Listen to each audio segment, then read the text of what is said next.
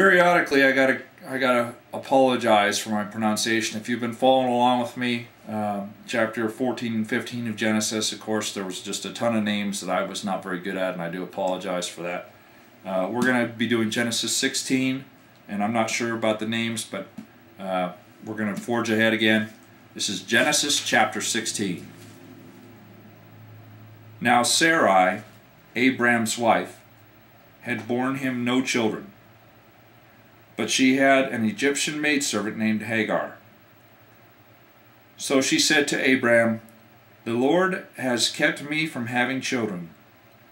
Go sleep with my maidservant. Perhaps I can build a family through her." Abram agreed to what Sarai said.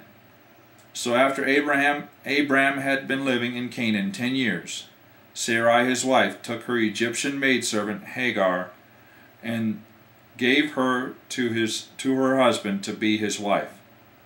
He slept with Hagar, and she conceived. When she knew she was pregnant, she began to despise her mistress. Then Sarai said to Abram, "You are responsible for the wrong I am suffering.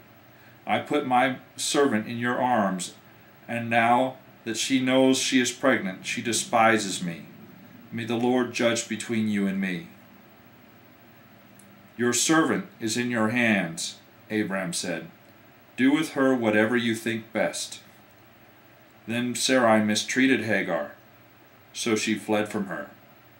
The angel of the Lord found Hagar near a spring in the desert. It was the spring that is beside the road to Shur. And he said, "Hagar, the servant of Sarai, where have you come from, and where are you going?" "I'm running away from my mistress Sarai," she answered. Then the angel of the Lord told her, "Go back to your mistress and submit to her." The angel added, "I will so increase your descendants that they will be too numerous to count." The angel of the Lord also said to her, "You are now with child, and you will have a son. You will name him Ishmael, for the Lord has heard of your misery. He will be a wild donkey of a man. His hands will be against everyone, and everyone's hand against him. And he will live in hostility toward all his brothers." She gave his name to the Lord, who spoke to her, "You are the God who sees me," for she said, "I have now seen the one who sees me." That is why the well was called Bir Lahai Roi. It is still there between Kadesh and Bered. So Hagar bore Abram a son, and Abram gave the name Ishmael to the son she had born. Abram was 86 years old when Hagar bore him Ishmael.